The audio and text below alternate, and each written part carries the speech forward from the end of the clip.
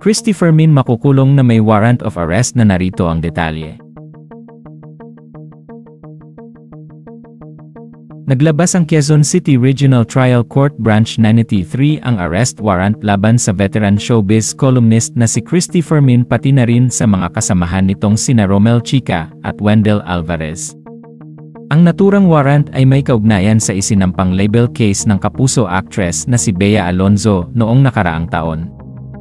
Ayon sa inilabas na court order ni Presiding Judge Cherry Chayara Hernando.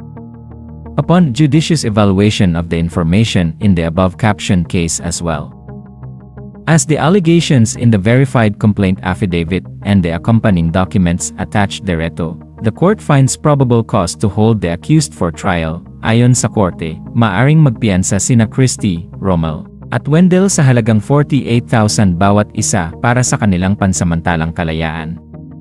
Matatanda ang noong May noong nakaraang taon nang magsampa ng libel case laban sa tatlo si Bea at sinabing biktima siya ng false, malicious, and damaging information. Mula sa mga inilalabas nila sa kanilang online talk show na Christine Ferminute. Naiulat kasi noon ni na Christy at ng mga kasamahan ang mainit na issue tungkol sa hindi na matutuloy na kasal ng aktres sa ex-fiancé na si Dominic Roque.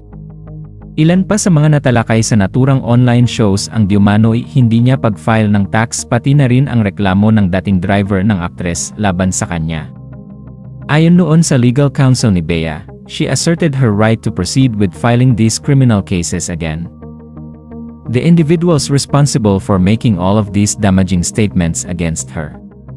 Samantala nanindigan naman noon ang kampo ni Christy na fair ang inilalabas nilang mga balita at sinabihan huwag maging balat sibuyas ang aktres hinggil sa mga issue. Sa ngayon ay wala pa namang pahayag ang kampo ng TV hosts hinggil sa kinakaharap na warrant of arrest. Mabuti umatras si Kiko at Sharon.